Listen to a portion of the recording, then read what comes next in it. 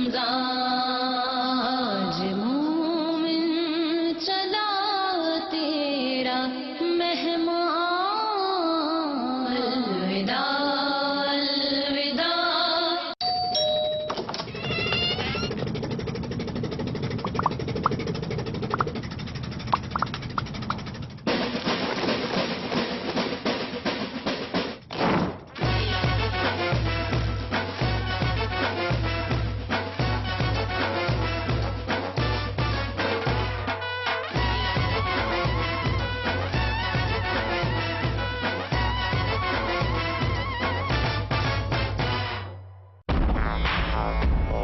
सदों से भी सदा है तू, अपना परिवार है। आज और कल दोनों हमने तेरे साथ देखे हैं। तू चले जब साथ तो खुशी के ठिकाने मिलते हैं। वन टच पावर स्टार्ट, शानदार माइलेज वाला APDV इंजन जो दुनिया की नंबर 1 बाइक चुने, यही कहे। सदों से भी सदा है हीरो स्प्लेंडर, लगे ऐसा फैमिली जैसा। कौन है उत्तर प्रदेश का सर्वाधिक लोकप्रिय नेता? हमें दीजिए अपनी राय।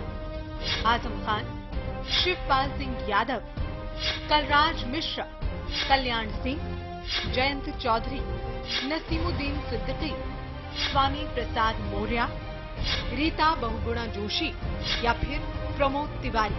स्क्रीन पर दिए गए नंबर 9582472137 पर करें SMS, या फिर आप हमें bestleader.up@gmail.com पर ईमेल भी कर सकते हैं।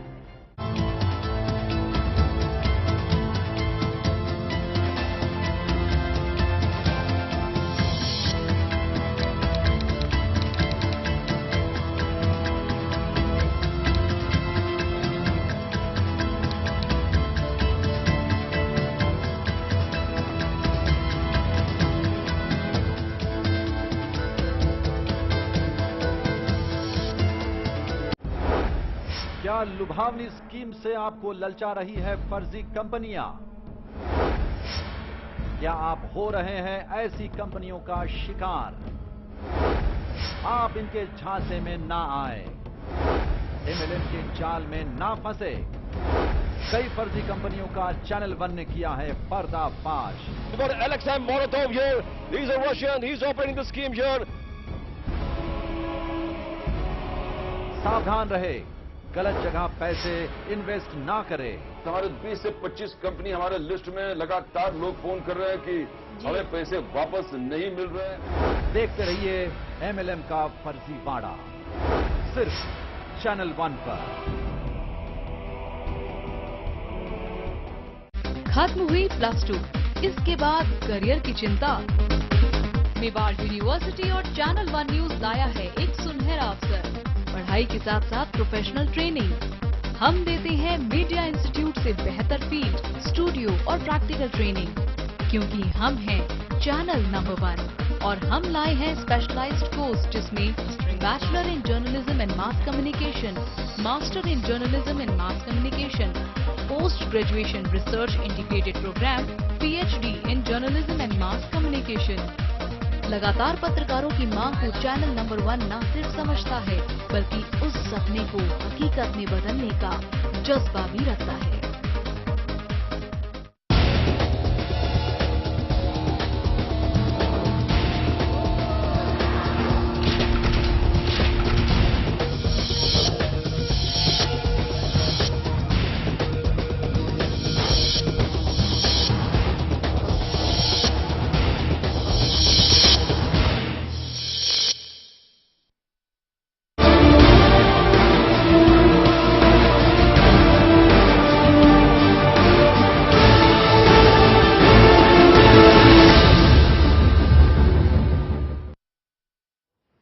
नमस्कार, मैं हूं वंदना चंदेल। प्राइमेट में आप सभी का बहुत बहुत स्वागत। दुर्गा नागपाल के निलंबन ने एक बार फिर उत्तर प्रदेश की अखिलेश सरकार को कटघरे में खड़ा कर दिया। समाजवादी पार्टी के नेता और यूपी एग्रो के चेयरमैन नरेंद्र भाटी ने सनसनीखेज बयान देकर सबको चौंका दिया। ग्रेटर नोएडा में एक जनसभा के दौरान भाटी ने कहा कि उन्होंने महज 41 मिनट में दुर्गा नागपाल को सस्पेंड करवा दिया। हालांकि वो बाद में अपने बयान से बड़ी तेजी से पलटी भी मार गए। मैंने माननीय मुलायम सिंह जी से बात हुई है, 10:30 पे माननीय अखिलेश जी से बात हुई है और 11:11 पे एसडीएम का सस्पेंशन ऑर्डर कलेक्टर के यहाँ रिसीव हो गया। ये है लोकतंत्र की ताकत। मैं ये आप लोगों को बताने आया हूं कि जिस औरत ने इतनी बेहूदगी यहाँ की, वो उस डंडे को 40 मिनट में ही झेल पाई। 10:30 और 11:11 41 मिनट में सस्पेंशन का ऑर्डर छपके लखनऊ से निर्णय होके छपके यहां तामील हो गया कलेक्टर के यहाँ। उसको पता चल गई 11:11 पे कि तू सस्पेंड हो चुका। सुना आपने, कितनी साफगोई से दुर्गा के निलंबन को उचित ठहरा रहे हैं जनाब। ग्रेटर नोएडा में एक जनसभा को संबोधित करते हुए भाटी ने दुर्गा नागपाल पर जो बयान दिया, उससे यूपी की अखिलेश सरकार एक बार फिर सवालों के घेरे में है। आइए आपको एक बार फिर बताते हैं नरेंद्र भाटी ने जनसभा के दौरान आखिरकार क्या कहा था। मेरी माननीय मुलायम सिंह जी से बात हुई, फिर माननीय अखिलेश जी से 10:30 पर बात हुई और फिर 11:11 पर एसडीएम के सस्पेंशन ऑर्डर यहां कलेक्टर के पास रिसीव हो गया। ये लोकतंत्र की ताकत है। मैं आपको बताना चाहता हूं कि जिस औरत ने यहां इतनी बेहूदगी की, वो उसे 40 मिनट भी नहीं झेल पाई।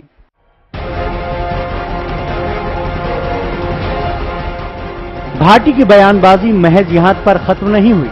अपने ओहदे का रूप दिखाते हुए भाटी भावनाओं में बहकर बहुत कुछ कह गए। दुर्गा नागपाल के खिलाफ आपत्तिजनक भाषा का इस्तेमाल करते हुए भाटी ने आगे कहा, सिर्फ 41 मिनट में लखनऊ से एसडीएम दुर्गा शक्ति का सस्पेंशन ऑर्डर टाइप होकर कलेक्टर के पास पहुंच गया और उस औरत को 11:11 पर पता लग गया कि वो सस्पेंड हो गई। अगर कोई अच्छा काम करे तो उसे धन्यवाद भी करना चाहिए, कोई खराब काम करे तो उसे दंड भी मिलना चाहिए। यही लोकतंत्र की परंपरा है, ये लोकतंत्र की महिमा है। इसी से लोकतंत्र जिंदा रहेगा। इसी से लोकतंत्र जिंदा रहेगा। यदि हम कोई गलती करें तो हमें टोक दो। टोकने के सैकड़ों तरीके होते हैं। दुर्गा नागपाल के निलंबन पर भाटी का विवादित बयान सुर्खियों में है, लेकिन दूसरे नेताओं की तरह बेतुका बयान देने के बाद भाटी सफाई देते नजर आए। नरेंद्र भाटी ने अपनी किरकिरी के लिए मीडिया पर ही इल्जाम जड़ दिया। समाजवादी नेता के मुताबिक मीडिया ने उनके बयान को तोड़ मरोड़ कर पेश किया है। आज जो प्रिंट मीडिया में भी छपा है गलत, और जो मीडिया इलेक्ट्रॉनिक मीडिया जिस तरीके से तोड़ मरोड़ के पेश कर रहा है, वो तो मैं अच्छा नहीं मानता। मीडिया को कुछ चटकारेदार खबरें चाहिए तो वो अपना चटकारे लेते रहते हैं। उन्होंने दुर्गा शक्ति नागपाल को जो है एक चटकारे का मजाक बना रखा है। हमारी पार्टी का स्टैंड है, हमारे माननीय मुख्यमंत्री जी कह चुके हैं, जो माननीय मुख्यमंत्री जी ने किया, हमारी तमाम पार्टी उसके साथ हो। दुर्गा नागपाल के निलंबन पर नरेंद्र भाटी के बयान ने उन अफवाहों को और गर्म कर दिया है, जिसमें आरोप लगाए जा रहे थे कि अखिलेश सरकार ने दबाव में आईएएस दुर्गा को निलंबित किया है। मुख्यमंत्री अखिलेश की कार्रवाई पर सवाल उठ रहे हैं, लेकिन मुख्यमंत्री जी निलंबन को सही ठहरा चुके हैं। ऐसे में अब देखने वाली बात यह होगी कि कल तक निलंबन पर सफाई देने वाले मुख्यमंत्री अखिलेश नरेंद्र भाटी के बयान पर सफाई देंगे या फिर भाटी के खिलाफ भी कड़ी कार्रवाई की जाएगी। ब्यूरो रिपोर्ट के साथ वंदना त्यागी, चैनल 1 न्यूज। तो प्राइमेट में आज इसी पर होगी चर्चा। आखिरकार कौन सच बोल रहा है, कौन झूठ बोल रहा है, किसका चेहरा कैसा है, ये तमाम चीजें हैं। चूंकि एक के बाद एक जिस तरीके से इस मामले में एक एक डेवलपमेंट सामने आई है, उससे अब कंफ्यूजन क्रिएट हो गई है। अखिलेश सरकार में क्या कामकाज ऐसे ही चलता है कि महज चंद सेकंड में कुछ मिनिस्टर, कुछ बड़े लोग, कुछ कद्दावर पावरफुल लोग किसी भी ब्यूरोक्रेट का सस्पेंशन करा देते हैं। इसी तरीके से काम चलता है या फिर बात कुछ और है? कई चीजें हैं और जवाब तलाशने की कोशिश करेंगे प्राइमेट में अपने मेहमानों के साथ। हमारे खास मेहमान में हमारे पैनल में आज मौजूद हैं दुष्यंत कुमार सिंह जी, हमारे साथ हैं कांग्रेस से। दुष्यंत जी, बहुत बहुत स्वागत आपका। हमारे साथ फजल इमाम मलिक हैं, वरिष्ठ पत्रकार, राजनीतिक विश्लेषक। फजल जी, आपका भी बहुत बहुत स्वागत। संजय सराफ जी हैं हमारे साथ एलजेपी से। संजय जी, बहुत बहुत स्वागत आपका। रूप चौधरी जी हमारे साथ बीजेपी से हैं। रूप चौधरी जी, बहुत बहुत स्वागत आपका भी। आनंद साहू जी भी हमारे साथ हैं बीजेपी से। आनंद जी, बहुत बहुत स्वागत आपका। तो कोशिश तो हमने पूरी की कि इस दौरान हमारे सपा के भी कुछ सहयोगी, कुछ साथी, कुछ बड़े नेता मौजूद रहे, लेकिन शायद स्थिति इतनी संकट भरी है, उनके लिए इतनी संकटग्रस्त है कि वो अपनी मौजूदगी ऐसे किसी मंच पर दर्ज कराने के मूड में नजर नहीं आ रहे। फिलहाल हमारे मेहमान हमारे साथ मौजूद हैं और सबसे पहले मैं शुरुआत करना चाहती हूं आनंद जी आपके साथ। क्या लगता है आपको, चूंकि अब लगातार जिस तरीके की डेवलपमेंट हुई है, नरेंद्र भाटी जी जिस तरीके की शब्दावली का इस्तेमाल कर रहे थे दुर्गा जी के लिए और कहने लगे कि 41 मिनट में मैंने सस्पेंशन करा दिया, क्या रिएक्शन इस पर आपका? ये सीधे तौर पर जिस प्रकार का ये एक पब्लिक सर्वेंट के साथ जी जो व्यवहार किया गया है और मुख्यमंत्री जी का हस्तक्षेप और पूरी उनकी पार्टी का ये षड्यंत्र का शिकार बनाने का जो ये खुलासा हुआ है, ये साफ तौर पर जाहिर होता है कि न जाने कितने ऐसे अधिकारी और अन्य पदाधिकारी सरकारी तंत्र में जो कार्य कर रहे हैं, रात दिन अपने जीवन को लगा करके पब्लिक सेवा में काम कर रहे हैं और उस सभी लोगों को किस तरह से प्रताड़ित किया जा रहा है, इसका पूरे देश और दुनिया देख करके ये शर्मसार हो रही है। जी। इस सरकार की जो नीति गतिविधि चल रही है और जो राज चल रहा है, उससे ये सरकार से सारी जनता जो है एक प्रकार से एक भयावह की हालत में बन गई है।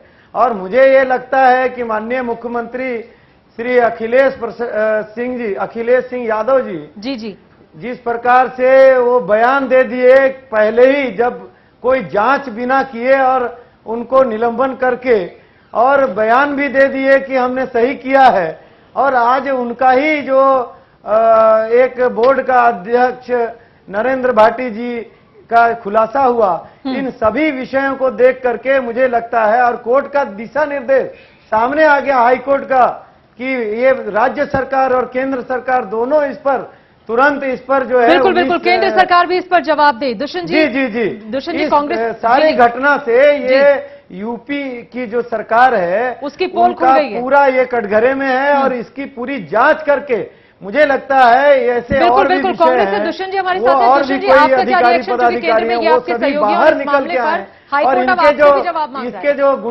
गुंडागर्दी घटना जो हो रही है आए दिन, इसके जो मंत्री हैं जी श्री नारायण स्वामी जी वो कल अपना बयान इस संदर्भ में दे चुके हैं जी। जो उत्तर प्रदेश में जो जंगल राज है जी और जो भ्रष्टाचार की पराकाष्ठा है और एक मंत्री का दुस्साहस, जो पूर्व मंत्री रहे और अभी दर्जा प्राप्त मंत्री हैं, उनका दुस्साहस देखिए कि एक स्वाभिमानी महिला जो प्रशासनिक सेवा में कार्यरत हैं और एक ऐसे कार्य को कर रही थी जिसको करने के लिए अधिकारियों में मतलब एक चर्चा का विषय बनी, बहुत दबंग पने से अब स्वाभिमान से अपना कार्य कर रही थी, उसमें प्रदेश सरकार ने जो दमनकारी नीति चली और उनको सस्पेंड किया, वो शर्मनाक है।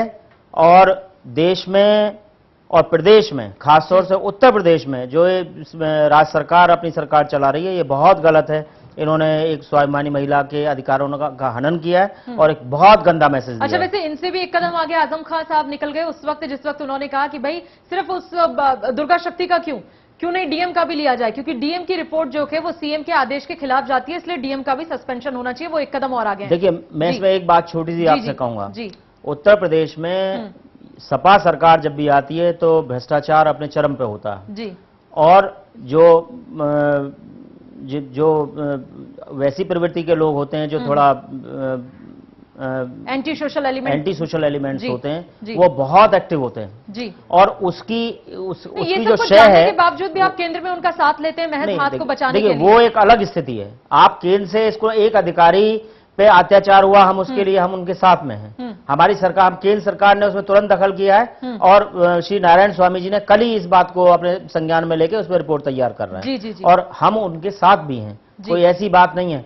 खाली वो नहीं, जो अधिकारी इस तरह के, ये फिर कैसी बात है कि आप उनके साथ भी हैं और उनके खिलाफ भी? सरकार का इससे क्या है, वो है सरकार, केंद्र में अलग सरकार है, लेकिन अगर उनके साथ कोई अत्याचार हुआ है तो हम उनके साथ हैं। तो हम इसका मतलब ये थोड़ी नहीं है कि हम केंद्रीय सरकार को गिरा दें या प्रदेश की सरकार को गिरा दें। नहीं, आपकी नीति और अच्छी होगी, इसमें कोई शक सुबह मुझे तो नहीं है। देखिए रूप चौधरी जी हमारे साथ। मैं आपसे एक बात कहूंगा, हर बात पे ना व्यंग अच्छा नहीं है। नहीं, हर बात पे प्रदेश में जो सरकार है उस सरकार की जो नीतियां है वो ठीक नहीं है।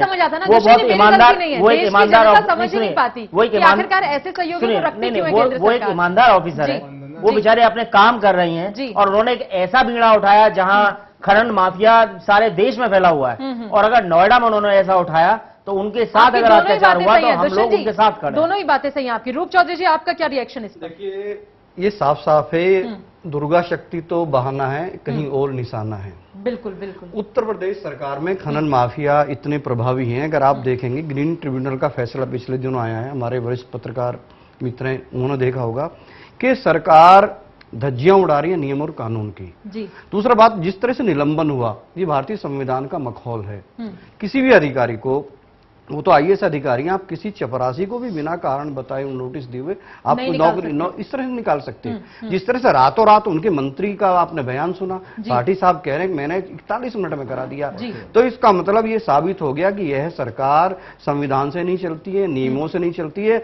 जो समाजवादी पार्टी के नेता जो रिपोर्ट दे देते हैं उन पे कार्रवाई होती है। अच्छा होता अखिलेश यादव जी या श्री नरेंद्र सिंह भाटी जी ऐसा ही त्वरित कार्रवाई अपराधियों के खिलाफ कराते, माफियाओं के खिलाफ कराते, जो खनन माफिया। चौधरी जी, आपकी बातों में एक बात मुझे याद आ गई कि ये वो सरकार है जो हर बार, मतलब अब इस मामले में तो कम से कम जितनी बार भी अखिलेश जी सामने आए वो बार बार कहते हैं दंगे की आशंका थी, दंगे की आशंका थी।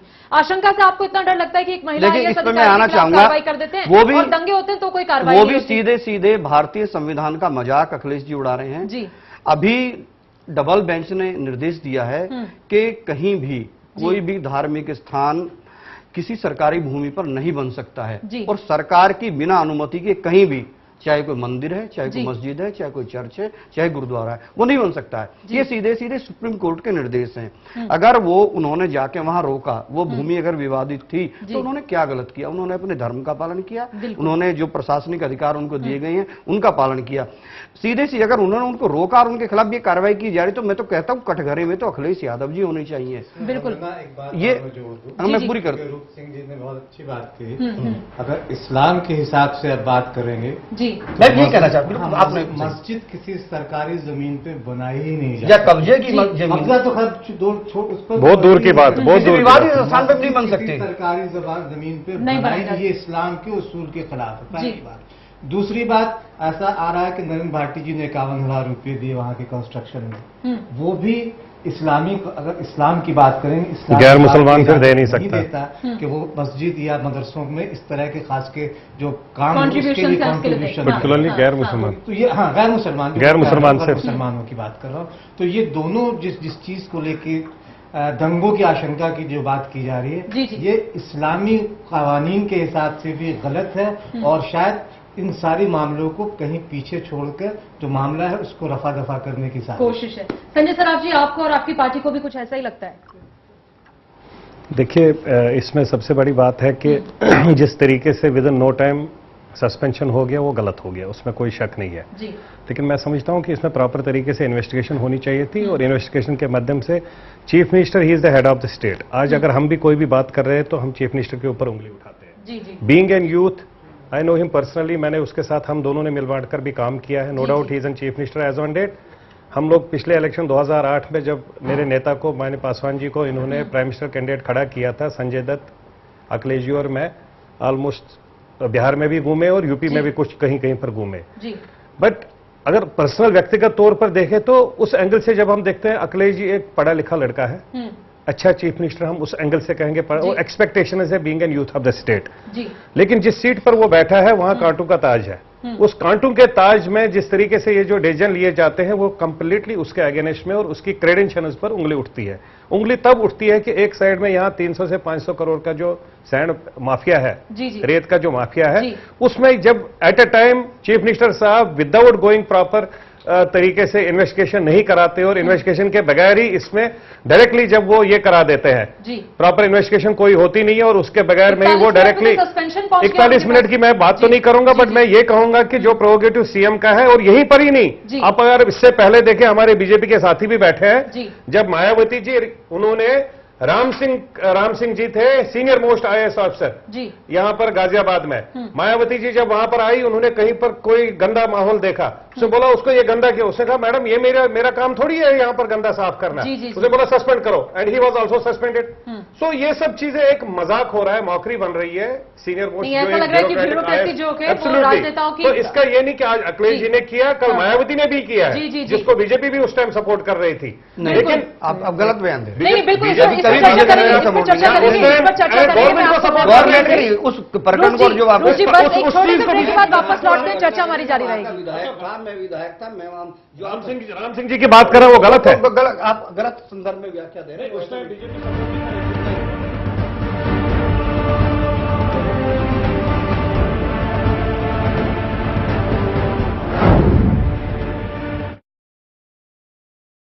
₹1 नहीं है बॉस। ₹1 नहीं है मतलब? अरे मतलब छुट्टा नहीं है। नहीं है तो आप लेके आओ, जाओ। छोड़ ना, ₹1 में क्या कर लेगा तू? पिगी बैंक में डालूंगा। तुझे क्या प्रॉब्लम है? मेरे को मेरा ₹1 चाहिए। अच्छा 1 मिनट। करीना पसंद है बॉस? क्या? ये देखो। क्या है ये? वीडियो है ₹1 में। देखो देखो पूरा देखो। देखो वीडियोस ₹1 में। 52010 पे कॉल करो, क्लिक करो, चूज करो, एंजॉय करो। ₹1 में फुल मस्ती। ऐसा घर आपने नहीं देखा होगा। संभाल के पोछा मारा अभी। आइए। ओ भाई साहब ये देखिए हॉल, ये देखिए चिल्ड्रंस रूम, देखिए कितना बड़ा है। आपके बच्चे खेलते खेलते थक जाएंगे। हो गया, मजे ले लिए। आइए। और यह है बेडरूम, इसकी खिड़की से तारे दिखते हैं, तारे। आपको क्या लगा प्रॉपर्टी डीलर हुआ? अरे आपको अपना घर दिखा रहा था। Pearls infrastructure. हम जानते हैं कि घर अरमान, उम्मीदों और सपनों का बना होता है, तभी तो हम घर बनाते हैं, जिंदगियां बनाते हैं। अक्षय बाथरूम कब धोगे? आज संडे है ना।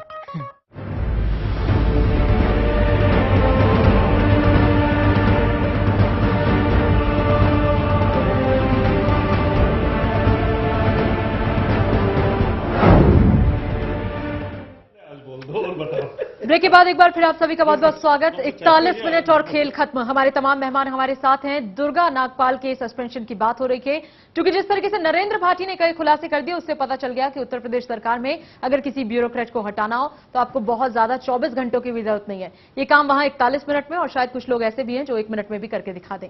लगातार हमारा पैनल हमारे साथ है।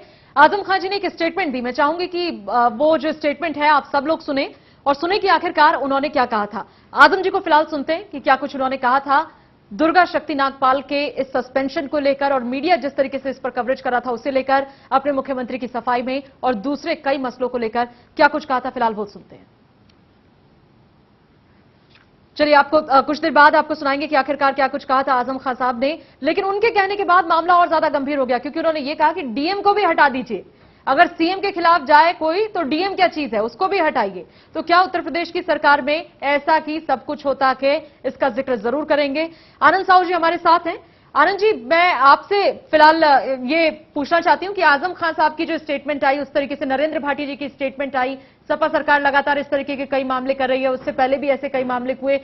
क्या आप लोग, क्योंकि प्रदेश में अब तो आपकी भी, आप जानते हैं चुनाव आने वाले, तो हर चीज पे मोर्चा बुलंद करना, आवाज उठाना अब आपकी भी पूरी जिम्मेदारी है, लेकिन बीजेपी बहुत ज्यादा इस मामले में खुलकर कहीं कुछ नहीं बोली, सिवाय इसके कि सरकार की निंदा होनी चाहिए, ऐसा नहीं होना चाहिए, ये नहीं होना चाहिए, वो नहीं होना चाहिए।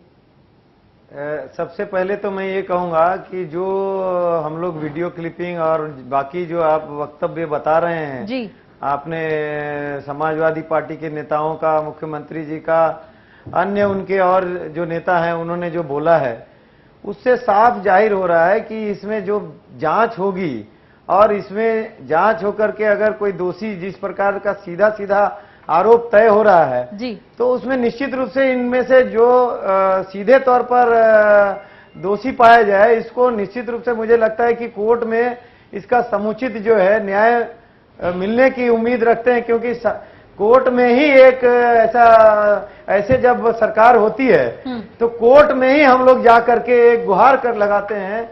और आईएएस एसोसिएशन जो है उन्होंने पूरी तरह से उम्मीद जता करके कोर्ट में एक अपना केस दायर किया है, और मुझे लगता है कि ये सरकार का अगर जो जो इसमें लिप्त है, संलिप्तता है, अन्य मुख्यमंत्री जी का अगर संलिप्तता है, तो उनको भी खुले मंच में, लोकतंत्र में आकर के उनको जनता के सामने भी जवाब देना पड़ेगा, क्योंकि यहाँ पर एक अधिकारी का सवाल नहीं है ना, एक अधिकारी, एक आईएएस अधिकारी के साथ जब इस तरह का दुर्व्यवहार अगर हो जाए तो बाकी लोगों के साथ क्या होगा, इसका भी जांच और इसका भी तुलनात्मक एक हम बिल्कुल बिल्कुल। दुष्यंत जी हमारे साथ हैं फिलहाल कांग्रेस से। दुष्यंत जी, आप लोग भी अक्सर ब्यूरोक्रेट जो है वो आपकी सरकार में भी बड़े तंग रहते हैं। सीबीआई निदेशक का आपको स्टेटमेंट याद होगा सिन्हा साहब का, वो कह रहे थे कोर्ट में कि जो भी हमें कहा जाता है हम तो वही काम करते हैं, इधर से प्रेशर होता है, वहां से प्रेशर होता है।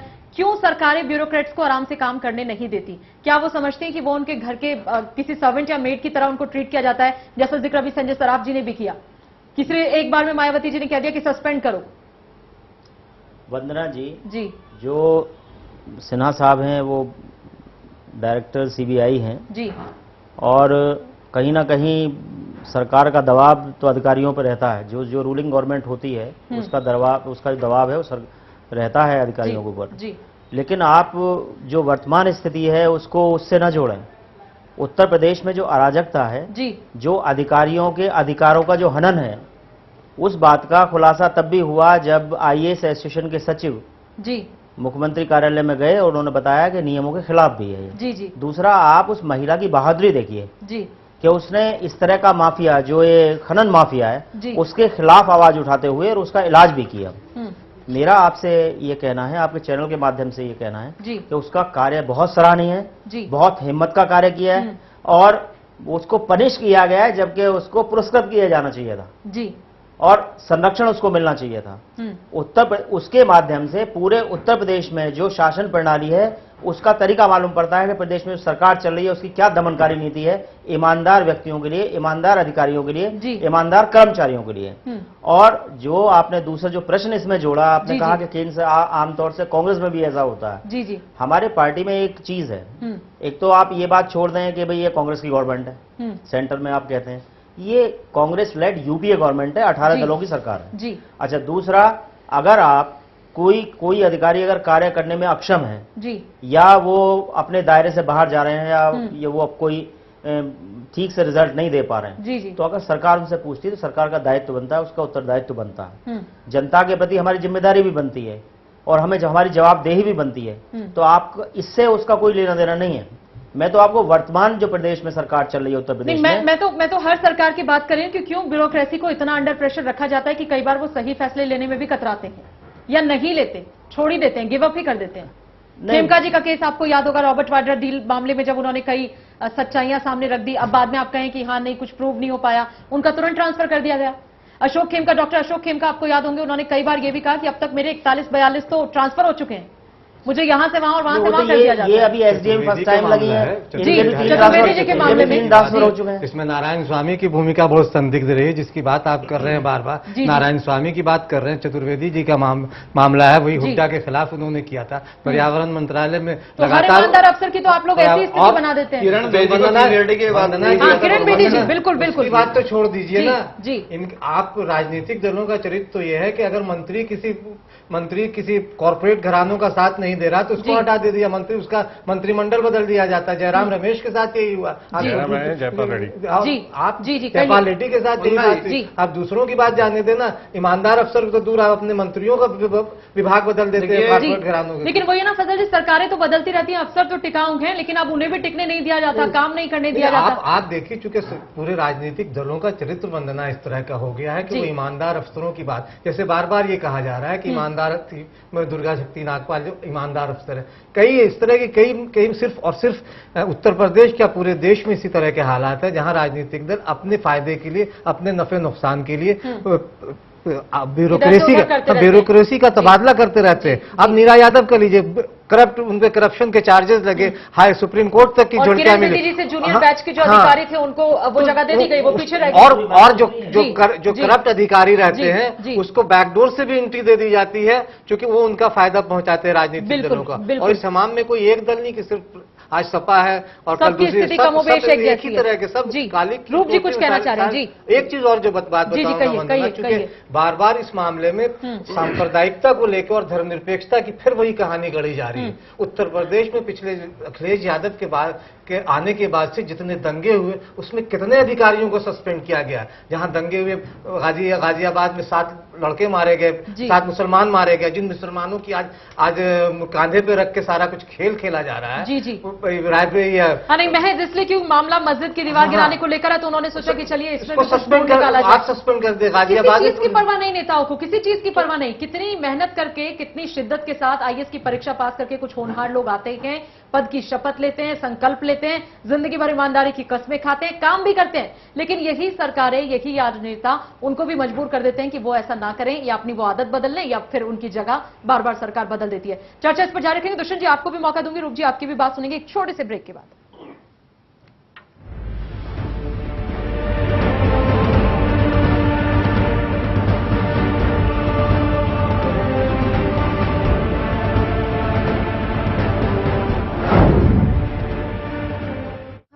Ration card, voter ID card, दवाइयाँ और ये टॉर्च कहाँ गई? तू तो ऐसे तैयारी कर रही है जैसे मैके जाना हो। और जब बाढ़ या तूफान के वक्त घर छोड़ने की नौबत आई तो क्या होगा? ये है जरूरी कागजात, मैंने भी पूरी तैयारी कर ली है।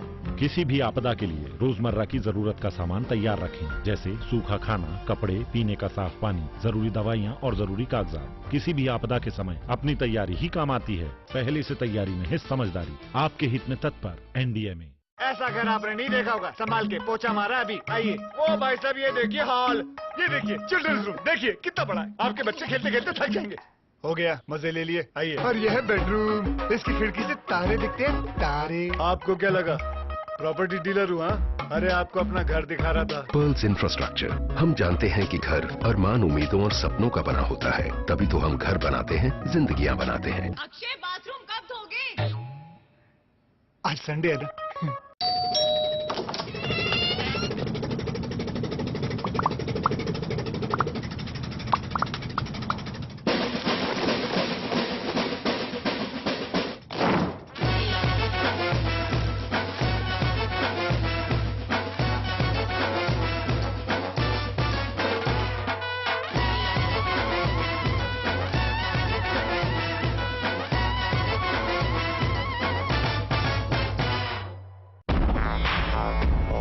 सबों से भी सगा है तू, अपना परिवार है।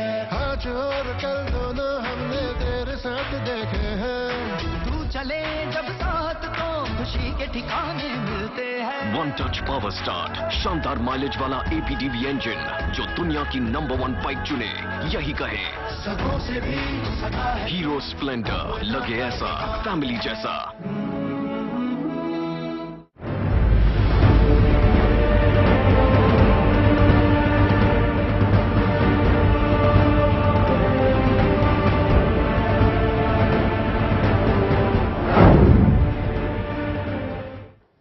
इकतालीस मिनट में कैसे खेल खत्म हो गया, दुर्गा शक्ति नागपाल का ये बता रहे थे नरेंद्र भाटी। और उनके इस खुलासे के बाद लगातार स्टेटमेंट्स आने लगे, रिएक्शंस आने लगे।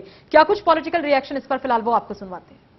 अगर हम इस पूरे वाकये की गहराई में जाएं तो आप इस नतीजे पर पहुंचेंगे कि जिलाधिकारी नोएडा ने समय से रिपोर्ट नहीं दी और जो रिपोर्ट दी वो गलत दी।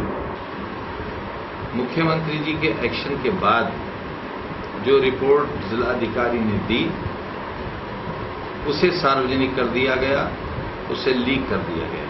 चीफ मिनिस्टर ने इस बात को कह दिया कि जो सस्पेंशन हुआ है वो हमने किया है और उसके लिए एक धार्मिक स्थल को सुरक्षा कवच बनाने की कोशिश की गई। इससे ज्यादा तो दुर्भाग्यपूर्ण बात हुई। राजा को राज और दुर्गा पर गाज, ये है कांग्रेस पार्टी और कांग्रेस पार्टी के जो दो चंगू मंगू हैं उत्तर प्रदेश में, चाहे सपा हो चाहे बसपा, उनका काम करने का तरीका।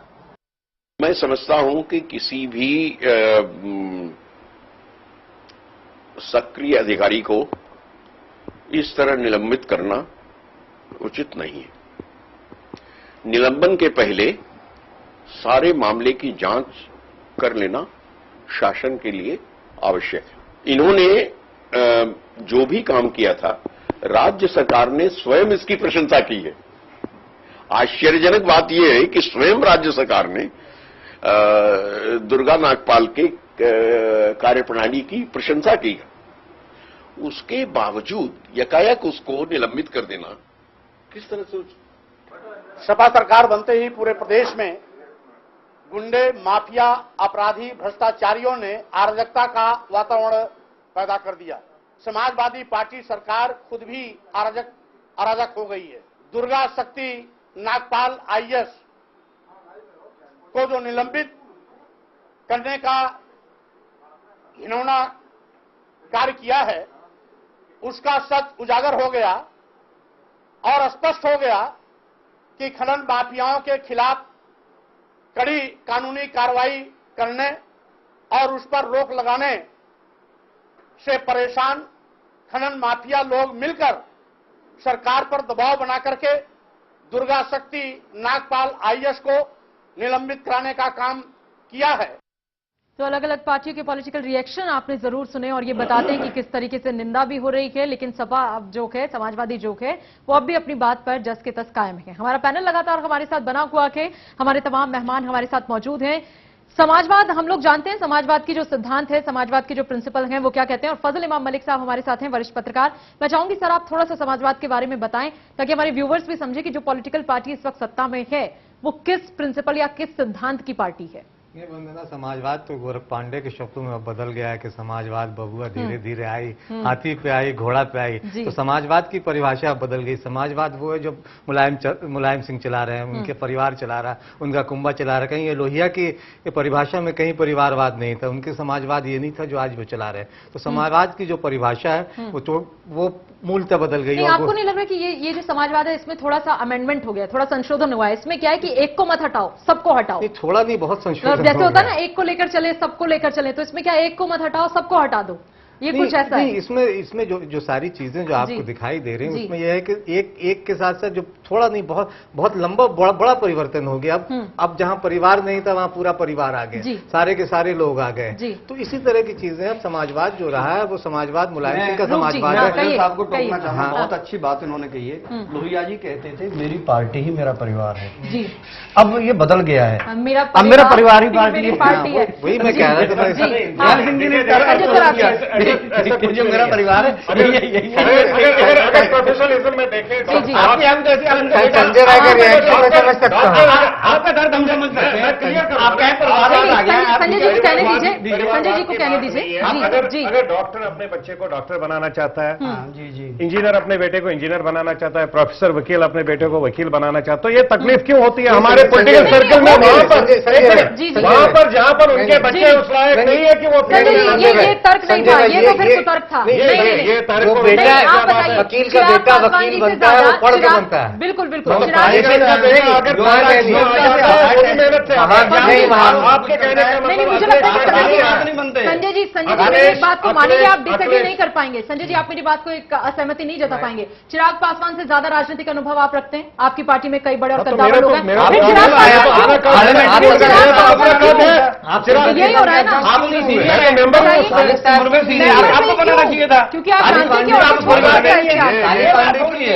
दुष्यंत जी आपकी खामोशी इस मौके पे अच्छी नहीं लग रही है। आप कश्मीर से बहुत नहीं बिल्कुल, दुष्यंत जी कुछ कहना चाह रहे हैं क्योंकि उनकी पार्टी में भी ऐसा ही हाल है, लेकिन वो कुछ ना कुछ तो इसके पीछे तर्क जरूर देंगे। जी नहीं, कुछ अगर अपवाद छोड़ दें जी, अगर उनके सेक्रीफाइसेस इस तरह के हों, अदरवाइज जो लोग मेहनत करते हैं और जो लोग एक सेक्रीफाइस करके राजनीति में आते हैं और एक लंबा समय देके समाज सेवा में अगर देश की सेवा करना चाहते हैं तो उन लोगों का तो फिर उनके बच्चों को, उनके पोतों को, उनके आगे की पीढ़ियों को चिराग पासवान पिछले 4 साल से इन्वॉल्व है पॉलिटिक्स में। आप कितने साल से, संजय जी आप कितने साल से इन्वॉल्व? पूरी बात तो सुनिए, हम आप न जाने कितने साल से?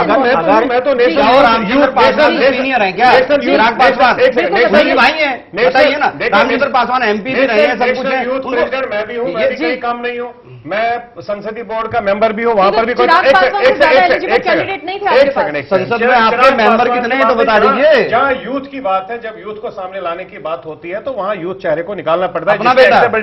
एक्सेबिलिटी जिसकी होगी, जब हमें लगा, हम सब लोगों ने ये तो प्रॉपर तरीके से ये एक तो कहना आपका परम एग्जीक्यूटिव भाव है बॉडी कि हमें मीटिंग लगा और इसलिए हमने मांग एग्जीक्यूटिव बॉडी की मीटिंग हो गई, सब लोगों ने वहां पर फाइनलाइज करके बना दिया। परिवार होता है, उनके परिवार का जो प्रत्येक सदस्य होता है वो कहीं ना कहीं सीधे रूप से राजनीति से जुड़ा होता है जी, और उसका असर भी उस पर कहीं नहीं जी, सीधे जुड़ा होता है। दूसरा एक और भी चीज है, उसका बच्चा पैदाइशी वहीं से लगा होता है। अब खैर मैं ऐसा तो आपसे नहीं कहूंगा, जो संजय जी कह रहे हैं उसमें कहीं ना कहीं जो अच्छे लोग हैं उसका अब जो जैसे जिनका आप नाम ले रहे हैं, मैं मुझे कोई उनसे विरोध नहीं है जी, लेकिन उनको अपने पिता के नाम का फायदा अवश्य मिला है, मिल रहा है ना। और देखिए ना, लेकिन ऐसी चीजों का नुकसान देश की जनता उठाती है। आप अखिलेश जी को देख लीजिए, अब डॉक्टर अखिलेश जी जिस तरीके से कल डॉक्टर त्रयान का बेटा वहां पर आके डॉक्टर त्रयान की जगह बैठेगा तो एक सेकंड यहाँ पर भी पेशा है, वो सेवा है, बिल्कुल दुकान यहाँ पर भी सोशल, या तो अपनी पार्टी को अपनी दुकान मानिए आप, या तो नहीं अपनी पार्टी को अपनी दुकान मानिए। आपके हिमाचल के चीफ मिनिस्टर ने अपने बच्चे को सामने लाया, वो आपको दिखता नहीं। उसने काम किया, अनुराग ठाकुर कब से काम कर रहे हैं युवा मोर्चा में, जिला स्तर से काम किया उन्होंने, सीनियर कोई नहीं है। नहीं बिल्कुल बिल्कुल कुछ मुद्दा ये है कि तमाम दूसरी पॉलिटिकल पार्टी रूप जी तमाम दूसरी पॉलिटिकल पार्टीज ये कह रही हैं कि अखिलेश इतने बड़े नौसिखिया हैं राजनीति के कि उनको इसमें आना ही नहीं चाहिए था, वो लीड ही नहीं कर पा रहे, दंगे होते हैं तब वो कुछ नहीं करते, लगातार ऐसी हरकतें हो जाती हैं। और लास्ट टाइम एक मंच पर वो गए तो उन्होंने कहा ब्यूरोक्रेट्स मेरी बात नहीं सुनते।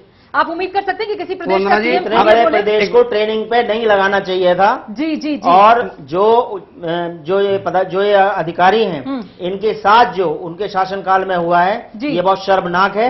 मुख्यमंत्री ने जो काम किया है बहुत गलत काम किया है, उनके मंत्री ने उनको गलत फीड किया है और 41 मिनट्स के अंदर जो ये दबंग तरीके से ये चैनल्स के माध्यम से और जो उनके आजम का मंत्री बोल रहे हैं ये बहुत शर्मनाक है, लोकतंत्र के लिए बहुत बड़ा खतरा है और प्रदेश के लिए भी बहुत बड़ा खतरा है। इसमें कोई भी शरीफ आदमी, कोई सज्जन आदमी, कोई ईमानदार आदमी देश सेवा में आने से पहले आनंद जी हमारे साथ हैं। आनंद जी, क्या वाकई में ट्रेनिंग में चल रहा है क्या इस वक्त उत्तर प्रदेश का पूरा शासन? कौन से लोग हैं जो सलाह दे रहे हैं इस तरीके की? मुझे एक बहुत ही गंभीर इसमें जो है एक अनुभूति हो रही है कि जिस आशा और उम्मीद और भरोसा के पूरा दावे और पूरा एजेंडा लेकर के ये समाजवादी पार्टी और अखिलेश यादव जी सरकार जनता के पास गए थे जी, इनके जो पार्टी जिस भरोसा को लेकर गए थे और उसी भरोसा और आत्मविश्वास और उस उम्मीद को सीधे कुचलने का कार्य जो है ये सरकार की है। और अखिलेश यादव जी युवा होकर के एक अच्छे पढ़े लिखे बैकग्राउंड से होने के बावजूद इस तरह की जो कार्य कर करके और अपना जो वहां की जो जनता है और वहां की जो शासन में अपने जितने भी सरकारी अधिकारी हैं उनमें जो एक कार्य करने की जो क्षमता थी और एक विश्वास जो बना था चुनाव के पूर्व की ये सरकार आएगी और इससे एक जनता को अच्छा एक विश्वास बनेगा और कार्य करके सत्ता के माध्यम से एक जनता में एक विश्वास विकास का एक धारा बहेगी, वो सारा विपरीत दिशा में जा रही है। आज आप देखिए ऐसी घटनाओं के माध्यम से सरकार के सारे तंत्र जो है घिरी हुई है और जनता जो है वो त्राहिमम कर रही है। और ऐसे में क्या ये सरकार लगता है कि ये 5 साल आने वाला अच्छी सत्ता और शासन दे पाएगी और लोगों के जो हक है और उनका जो उम्मीद है आत्मविश्वास है उस पे सिरे उतरेगी? ये बहुत बड़ा सवालिया निशान बन गया है। अखिलेश जी जब युवा होते हुए इस प्रकार के घोर चक्रव्यूह में फंस करके अनाप शनाप इस प्रकार की डिसीजन लेंगे तो आने वाला और बाकी समय मुझे तो आनंद जी उंगली उठाना बहुत आसान है। इनको खुद को बताइए। उंगली उठाना नहीं, देखिए कर्नाटक में आपके येदियुरप्पा जी मंत्री हम आपका सुन रहे हैं, आप भी सुना कीजिए। आनंद जी आप भी सुना कीजिए, आपकी बात सुन रहे हैं ना, आप भी सुना कीजिए। आनंद जी, संजय जी कुछ कहना चाह रहे हैं आप? ये बोलना बहुत अच्छा लगता है, वहां पर वो चल रहा है, यहाँ पर खुद के आपके कर्नाटक की जब गवर्नमेंट चल रही थी येदियुरप्पा जी को आपने किस तरीके से निकाला, क्यों निकाला? आपके रेड्डी ब्रदर्स का जो वहां 5,000 करोड़ का 5,000 करोड़ का स्कैंडल था जिसको पूरा साबित होगा पूरा ठीक है ना कि एलिगेशन लगा उन पे तो निकाला नहीं कहाँ निकाला? रेड्डी ब्रदर्स की बात कर रही हूँ, एलिगेशन लगा तो जेल गए थे। आप गलत कोट कर रहे हैं, फिर एलिगेशन लगाया और उनको हटा दिया गया, उनको जेल भेजा गया, साबित हो चुके हैं। हिंदुस्तान से प्रेशर आ नहीं हमने सीएम को उठाया, हमने आपके लोग हजारों लाखों करोड़ खा के भी जरा सा भी शर्म की नाम नहीं है कि वो अपने पद से इस्तीफा दें। आपके लोग और हमारे गरीब दुखी मजदूर लोगों पे मजाक भी उड़ाने लगे। 5 रुपया 12 रुपया में भोजन देने की बात कर रहे हैं। जगमोहन जैसे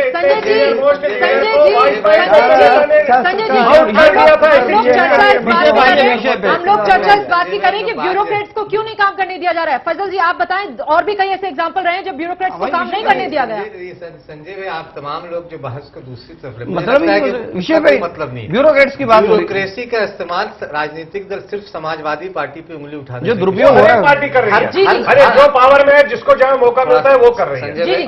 फजल जी कहिए। तो संजय भाई, बात यह है कि हर राजनीतिक दलों का चरित्र यही हो गया है, ब्यूरोक्रेसी को अपने इस्तेमाल करो और ब्यूरोक्रेसी भी उनका इस्तेमाल कर रही है। दोनों एक दूसरे के साथ वजह से सारा गड़बड़। ब्यूरोक्रेसी भी कहीं दूध की अच्छे ईमानदार अधिकारी मार दिए जाते हैं, गोली मार दिए। मध्य प्रदेश का लीजिए ना, वो आपका जो नरेंद्र आपके मुख्यमंत्री कैसे मारे जाते हैं महाराष्ट्र में तेल माफिया।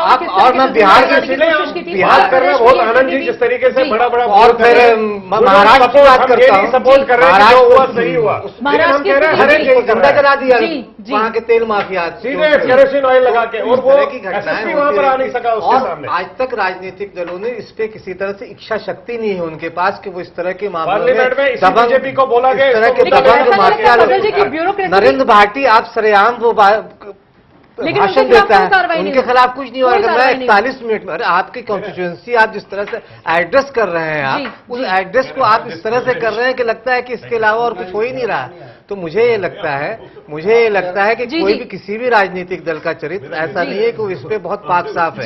हर अधिकारी को वो अपने फायदे के लिए इस्तेमाल करती है, और जहां फायदा खत जो उसके हित में काम करता है उसको कहीं ना कहीं, अगर मान लिया कि सुप्रीम कोर्ट का आदेश है किसी नीरा यादव टाइप की अधिकारी के, तो उनको भी वो बैकडोर से कहीं ना कहीं एंट्री दिला देती है, चाहे वो मायावती हो, अखिलेश यादव हो, मुलायम सिंह यादव, तमाम सरकारों। उत्तराखंड में मैंने देखा, उत्तराखंड में देखिए ना, वहां खनन माफिया है, वहां के मंत्री इन्वॉल्व थे। अभी कुछ दिन पहले हरिद्वार में हरीश रावत पे आरोप लगा कि वहां का डीएम जो खनन माफिया के खिलाफ कार्रवाई कर रहे थे, उनको उन्होंने हटवाने के लिए एड़ी चोटी का जोर लगा दिया और अंततः उसे जाना पड़ा, पुलिस अधिकारी को वहां के जाना पड़ा। हरीश रावत केंद्रीय मंत्री, उन पे आरोप लगा। तो अधिकारी जहां कहीं कुछ इस तरह के काम करता है, अभी आप उत्तराखंड में, ऐसे कैसे देश चलेगा? रूप जी, ऐसे कैसे चलेगा? देखिए, थोड़ी थोड़ी गलतियां दोनों पक्ष से हैं। अधिकारी जब नाक रगड़ते हैं किसी राजनेता के दरवाजे पे कि मेरी ये पोस्टिंग कर दी जाए, ये अधिकारियों का चरित्र हनन है। तो जिस तरह से उनका चरित्र गिरा है, उनका गोभी इसी कुएं का पानी पी रही, जब कुएं में पूरे में भांग पड़ी हुई, इसको थोड़ा थोड़ा असर सबको जाता है। दूसरी बात मैं कहना चाहता हूं, अभी आपने अशोक खेमका जी का उदाहरण दिया, एक बड़े राजनेता के परिवार पर उन्होंने हाथ डाल दिया था तो उनको सजा भुगतनी पड़ी। पिछली सरकार आपने मायावती जी की देखी, एसपी और डीआईजी उनके जूते साफ करते थे, कुछ फीते बांधते थे। अभी आपने 2 दिन पहले आपके चैनल पर मैं देख रहा था कि शिवपाल जी को दंडवत कर रहे हैं, वहां का डीएम, वहां का कमिश्नर, वहां का एसएसपी। तो ये अधिकारियों को भी अपने चरित्र पे ध्यान देना चाहिए। वो किसी पॉलिटिकल पार्टी का वर्कर नहीं है, वो सरकार के कर्मचारी हैं। सरकार किसी की भी हो, उनको नौकरी करना है। ब्यूरोक्रेसी को जब तक ब्यूरोक्रेसी अपने स्वाभिमान को जिंदा नहीं रखेगी, उनको अगर वो अपने स्वाभिमान को वो खुद नहीं बचाना चाहेंगे तो मैं और आप कितनी बहस, लालू यादव की खैनी तक मलते थे अधिकारी। बिल्कुल सही कह रहे हैं। मैं बहुत सारे ऐसे अधिकारियों को जानता हूं जो दिल्ली में बैठे, कभी किसी के यहाँ नाक रगड़े नहीं गए, हमारी पोस्टिंग ये कर दीजिए। 10-10 साल उन्होंने ऐसी जगह पढ़े और ईमानदारी से काम किया। कोई भी ईमानदार अफसर, कोई भी ईमानदार अफसर क्यों डरा? अगर ईमानदारी से काम करना चाहे तो उसको किसी नेता के दरवाजे पर जाने की, अगर ब्यूरोक्रेट काम करना चाहेगा उसको कोई ऐसा नहीं है। बेईमान हर जगह खड़ा रहता है, चाहे वो ब्यूरोक्रेसी में हो, ईमानदारों के साथ दुष्यंत जी कुछ कहना चाह रहे हैं? आपकी बात के जवाब में वो कुछ कहना चाह रहे हैं? आईएएस अफसर है, आईएएस जो कह रहे थे उसमें जिन अधिकारियों के बारे में बोल रहे थे, ये जो प्रश्न है दुर्गा शक्ति नागपाल जी का। दुर्गा शक्ति नागपाल जो हैं, उनका वो मामला नहीं था, वो निहायत ईमानदार ऑफिसर, अभी जल्दी में ही आई हैं, 2009 की आईएएस ऑफिसर है, और उनका एसडीएम का शायद ये पहला टेन्योर है, और उसी दौरान उनके 3 ट्रांसफर भी हो चुके हैं। उन्होंने साहस नहीं, उन्होंने ये दुस्साहस किया, उन्होंने ये अपराध किया कि उन्होंने जो माफिया था, खनन माफिया के खिलाफ एक आवाज उठाकर उनका दायरा सिखाया कि उनका दायरा क्या है। उसका परिणाम ये हुआ कि उनको जो वर्तमान स्थिति मंजरा में पूरी बात कर लिया। दूसरा, जो सरकारों के जो मामले, देखिए सरकारों के मामले जो एक सबसे पहला बात यह है कि जो हमारा ईमानदार ऑफिसर है, कम से कम हमें उसे प्रोटेक्ट करना चाहिए, पहली बात है। नहीं, आप कह तो रहे हैं, लेकिन आपकी सरकार ने भी तो नहीं किया ना। हमारी सरकारों में इस तरह दमन नहीं होता है। आप इस बात को महाराज अपना दायरा बजाय ब्यूरोक्रेसी करने के बजाय वो देश सेवा करने वो राजनीति करने लगे। दुष्यंत जी की जो पार्टी है और सरकार है उसको किसी और बात से दिक्कत थी, वो सुननी चाहिए। मैं आपसे बता रहा हूँ, किरण बेदी जी अपना दायरा बढ़ा रही थी, अपने दायरे से बाहर जा रही थी। नहीं, कैसे ब्यूरोक्रेटिक जो प्रोफेशनल्स होते हैं उनके अलग मापदंड होते हैं। देखिए वो लेडी है बेचारी, वो काम कर रही थी, उसको हटाया, उसके लिए पूरा देश खड़ा हुआ। आज आप ही और हम लोग नहीं कह रहे हैं कि पूरा देश अपना राजनीतिक दायरा बढ़ाने की कोशिश कर रहे हैं। सिन्हा को बुला के जो सीबीआई के चीफ थे, किसने प्रताड़ित किया, किसने कहा ये रिपोर्ट बना दीजिए? कल की बात बताइए। अपने आप में पर्सनैलिटी है, अपने आप में एक कैरेक्टर है, वो किसी से बड़े अधिकारी को नहीं है, ना उन पर कोई असर आने वाला है। देश की सुरक्षा को देखिए कितना खतरा पैदा हो गया। जुड़िए, पूरे देश से जुड़िए। मुद्दा यही है, मुद्दा यही है कि आप सभी की पार्टी, चाहे एलजेपी हो, चाहे बीजेपी हो, चाहे कांग्रेस हो, चाहे सपा हो या बसपा हो, आप सभी की सरकारों में ये हुआ है। आपके यहाँ दिला दिया नहीं, आप जाता सबके यहाँ ये हुआ है, आप डिनाई नहीं कर सकते। आज तक कभी भी किसी आदर्श घोटाला होता है, ब्यूरोक्रेसी को शामिल वो अलग मामला है। मंत्री संजय सर, मैं बिल्कुल आपको बोलने का मौका दूंगी। आनंद साहू जी कुछ कहना चाह रहे हैं, पहले उन्हें सुन लेते हैं। जी आनंद जी। मुझे सबसे बड़ा इस बात का दुख हो रहा है आज कि एक जितने भी निर्णय हैं आज जी आपके मीडिया साथियों के मदद और कोर्ट के सहायता से हो रही है, और सरकार जो केंद्र में है और जैसे समाजवादी पार्टी की सरकार है जिस प्रकार का, वो सरकार हर विषय पे, पब्लिक का विषय हो चाहे जैसे अभी अधिकारी का विषय हो, ये सारे विषय पे हर बार कटघरे में आ रही है। ये मीडिया साथियों को मैं बधाई देता हूं और कोर्ट को भी मैं धन्यवाद करता हूं, जो अच्छे निर्णय जो है पब्लिक हित में, समाज हित में, जनहित में, लोक हित में ये बार बार होता रहा है। आप देखिए, अभी अगर आप लोग नहीं दिखाते ये क्लिपिंग तो वो दुर्गा नागपाल का क्या हश्र होता, न जाने क्या होता उसके साथ। वो तो एक युवा है, युवती है, एक अधिकारी होने के साथ साथ युवा होने के कारण उन्होंने एक आवाज उठाई, हिम्मत जुटाया। नहीं तो इस प्रकार के सरकार न जाने अधिकारी पदाधिकारी के साथ भी किस प्रकार का दुर्घटना करा दें, कुछ भी हो सकता है। ये बहुत गंभीर विषय है और कोर्ट ने और मीडिया को मैं बहुत इसके लिए सैल्यूट करता हूँ। शुक्रिया शुक्रिया जी। इस पर अब हम सब लोग राजनीति ना करें और इसका सोल्यूशन ये निकाले कि पूरे सब साइड से, आपकी भी बहुत बड़ी पार्टी है देश में, अपोजिशन लीडर है, सब कुछ है, अपोजिशन पार्टी है देश की बहुत बड़ी पार्टी, आप लोगों को भी इसमें फुल फ्लेजेड से प्रेशर करना चाहिए। राजनीति को छोड़ करके 14 में शायद इसकी जरूरत ना पड़े, उसकी जरूरत ना पड़े, एक सेकंड आनंद जी, उसकी जरूरत ना पड़े। 2014 को छोड़ के अगर आप ऑनेस्टली और सिंसियरिटी बात कर रहे हैं तो खुलकर बात करें अखिलेश जी से कि उसको रेइंस्टेट किया जाए, और उसको, क्योंकि मसला वहां पर 300 से 500 करोड़ का है। हिंदन नदी और यमुना नदी में से जो निकलती है 500 से 1000 ट्रकों का जो माल निकलता है, जो वहां से रेट निकलता है 4000 रुपए, 4000 से मार्केट में वो शॉपकीपर के पास 6000 रुपए में पहुंचता है। एक सेकंड, उसके बाद माफिया, इसके बीच में 121 लोग अभी तक अरेस्ट हुए हैं, 440 ट्रकें सीज हुई है। तो एसडीएम दुर्गा नागपाल ने जो काम किया था उसमें हर जगह से सराहना हो रही है, इसमें कोई कहीं पर कमी नहीं है। पुलिस ने भी अपने यहां से सपोर्ट दिया, अगर 440 ट्रकें पुलिस ने पकड़ी है तो वहां कहीं पर भी आप एक ही साइड को मत पकड़िए, गवर्नमेंट भी कहीं ना कहीं काम कर रही है। इस चीज को हमने पहले भी यही बात की, आज अभी भी यही कर रहे हैं कि हमें इसमें प्रॉपर तरीके से क्लियर और सक्षम, प्रॉपर खुले तरीके, खुले दिल से, खुले दिमाग से इसकी प्रॉपर इन्वेस्टिगेशन होनी चाहिए और इन्वेस्टिगेशन के माध्यम से होपफुली ये क्लियर हो जाएगी और इसमें कोई राजनीतिक सतर नहीं होना चाहिए। कोई बोलेगा ये दीवार वो दीवार ये है। सबसे बड़ी बात यह है कि इसमें जिस तरह से पूरे घटनाक्रम को मोड़ दिया गया, उसकी आप लोगों को भी निंदा करनी चाहिए कि सांप्रदायिक रंग जिस तरह से हमने पहले खेलने की कोशिश हमने पहले यही कहा है कि हमने अखिलेश जी के साथ काम भी किया है। जिस तरीके से वो यूथ इस पूरे मामले को, और आप हो या कांग्रेस हो या दूसरी पूरे उत्तर प्रदेश में अखिलेश यादव के आने के बाद जितने सांप्रदायिक दंगे हुए, उससे आपकी पार्टी हो या कांग्रेस ने उस तरह की टिप्पणी नहीं की जिस तरह तुरंत मोदी जी के बारे में बात होती है। आप लोग पिछले 1-1.5 साल में जितनी घटनाएं वहां सांप्रदायिकता की घटनाएं घटी हैं उस पर कोई चर्चा नहीं करता है, न आपकी पार्टी करती, न कांग्रेस करता है, न वामपंथी दल करते, क्योंकि समाजवादी पार्टी है, वो एक धर्मनिरपेक्षता का नकाब ओढ़े हुए, इसलिए वो पाक साफ है। इसलिए आप लोगों को भी इस तरह की राजनीति से अलग होकर आपसे आपका रिएक्शन लूंगी, लेकिन उससे पहले दंगा पीड़ितों के लिए बात करनी चाहिए। जी अभी संजय जी कुछ आंकड़े दे रहे थे, मैं उनको थोड़ा करेक्ट करना चाहूंगा। जी केवल नोएडा में प्रतिदिन 3 से 4 करोड़ रुपए का अवैध खनन हो रहा है। जी पश्चिमी उत्तर प्रदेश में सहारनपुर से लेकर बुलंदशहर तक, गंगा नदी में, बुंदेलखंड में, पूर्वांचल में, मैंने ग्रेटर नोएडा की आपके पास पूरे आंकड़े होंगे, कई ग्रेटर नोएडा के आंकड़े दे दिए जहां मैं बता रहा हूँ रोजाना राजस्व की चोरी हो रही है और सरकारी खाते में मात्र 5 से 10% पैसा जा रहा है, बाकी 90%, 95% भ्रष्ट अफसरों, भ्रष्ट नेताओं और इस प्रदेश की सरकार को। शुक्रिया, आपने ये भी आंकड़े गिना दिए। मुझे बहुत अच्छा लगा कि नेताओं की इसमें कितनी बड़ी हिस्सेदारी है, ये भी जनता को पता चला। और इसका कारण देखिए, जो सामग्री जिससे भवन निर्माण में जो प्रयोग होता है वो पिछले 6 सालों में लगभग 6 गुना बढ़ गई है। जो रेत का ट्रक 1000 रुपए में भरा जाता था, आज वो 10,000 रुपए में, आप 6,000 नहीं है, 10,000 रुपए का रेट है। जो नीचे से निकल रहा है लास्ट में 10,000 में बिक रहा है मार्केट में, भरा जा रहा है। मैं बता रहा हूँ आपको, मैंने भी सर्वे किया है, की बात कर रहा हूँ। जो डंपर है, डंपर ये 10,000 रुपए ले रहे हैं, कुल मिलाकर कई गुना निकल रही है।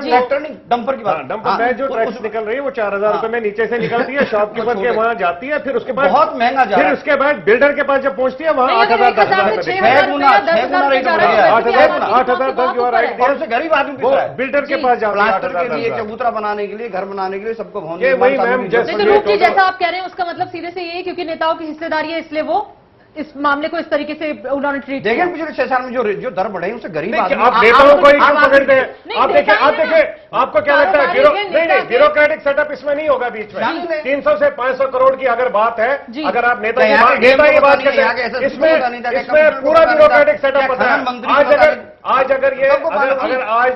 अगर ये दुर्गा नागपाल सामने आई है, ये नेताओं के लिए नहीं खतरा है, ये उनके ब्यूरोक्रेट के लिए भी खतरा बनी हुई है, उनसे ज्यादा उनके लिए खतरा बनी है, क्योंकि इसका अगर सस्पेंशन ऑर्डर भी आया है वो ब्यूरोक्रेट से हाथ से आया है। अगर वो भी ब्यूरोक्रेट खड़ा होता है, नहीं ये गलत है, ये सब इसमें अब खाली पॉलिटिकल और पॉलिटिकल वर्कर या पॉलिटिकल लीडर के ऊपर उंगली उठाने की बात नहीं है। यहाँ सब देखें, यहाँ शासन हो हम तो उसमें नहीं कह रहे, हम लोग तो खुलकर सपोर्ट कर रहे हैं, जो हुआ अच्छा नहीं हुआ, लेकिन इसका ये भी मतलब नहीं है कि जो ब्यूरोक्रेटिक सेटअप में चल रहा है, अगर ब्यूरोक्रेसी में स्ट्रेंथ होगी, ब्यूरोक्रेट स्ट्रांग होगा, तो ये स्थिति नहीं होगी, ये सब स्थितियां नहीं होंगी। संजय जी लेकिन खुल के इस पे बात होनी चाहिए कि मामले को गलत रंग दिया जा रहा है, उसके लिए बात होनी चाहिए। कि आप बताएं कि आखिरकार किस मामले की आड़ लेकर ये सब कुछ किया जा रहा है। क्वेश्चन जी कुछ कहना चाह रहे थे, बहुत कुछ दिनों में दो बार उन्होंने इस विशेष बात की तरफ ध्यान आकर्षित किया। एक्चुअल जो विषय था, विषय वही था कि खनन माफिया किस कदर हावी था, और उस स्वाभिमानी ऑफिसर ने आगे जाके उसको रोका और उसका परिणाम उन्होंने भुगता। लेकिन जो प्रदेश सरकार है उसने उसको जो सामुदायिक रंग देने की कोशिश की, विषय से भटकाने की जो कोशिश की, और जो एक बड़ा शांत इलाका है उस इलाके में जो सामुदायिकता फैलाने की कोशिश की, वो बहुत शर्मनाक है। लिहाजा इसमें जांच की जानी चाहिए, अधिकारी क्योंकि एक शब्द में आप लोग अपना जवाब दें। मैं आप सभी का एक फाइनल कमेंट चाहती हूँ। दुष्यंत जी, शुरुआत आपसे करती हूँ। दोषी कौन है, सपा सरकार या दुर्गा शक्ति नागपाल? सिर्फ एक किसी का नाम नहीं, इसमें जो प्रदेश सरकार है वो दोषी। रूप जी, आपका क्या जवाब इस पर? प्रदेश सरकार बेशर्मी की हद को पार कर गई है। जी संजय सर, आप साहब। मैं तो चाहता हूं कि इन्वेस्टिगेशन प्रॉपर तरीके से हो जाए और जो दोषी पकड़ा जाए उसके साथ आनंद साहू जी व्यवहार किया जाए। निश्चित रूप से जो अखिलेश यादव मुख्यमंत्री के रूप में जो दोषी जनादेश है या नहीं है, आप ये बताएं। बहुत बड़ा इसमें गलतियां हैं और इसमें निश्चित रूप से कोर्ट भी इसमें संज्ञान ले। बिल्कुल, फजल इमाम मलिक साहब, आपको क्या लगता है? क्लियर नहीं किया कोर्ट ने एक्सेप्ट ही नहीं किया है जी। सरकार या दुर्गा शक्तिनाथ साहब? समाजवादी पार्टी के माथे पे एक बड़ा काला धब्बा लगा है। इसे कैसे दूर करें, इसे अखिलेश यादव और मुलायम सिंह यादव को सोचना होगा। बिल्कुल सोचना होगा और अब जवाब देना होगा। देखते हैं जनता के आगे मुख्यमंत्री क्या कुछ कह पाते हैं, कि कैसे इस कलंक को वो मिटा पाएंगे। कलंक इसलिए क्योंकि तमाम दूसरी पार्टीज ये कह रही हैं कि ये झूठ है, कोरा झूठ है, और इतना बड़ा झूठ है कि सरकार अब खुद के इस झूठ को सच साबित करने के लिए न जाने कितने किस्म के जो कोशिशें हैं वो कर रही है। देखना होगा कि इस मामले में आगे क्या कुछ ले आता है फैसला सपा सरकार की ओर से, ये देखना दिलचस्प होगा। बहुत बहुत शुक्रिया। इसी के साथ आप सभी मेहमानों का हमसे जुड़ने के लिए, चर्चा में हिस्सा लेने के लिए बहुत बहुत शुक्रिया आप सभी का। धन्यवाद।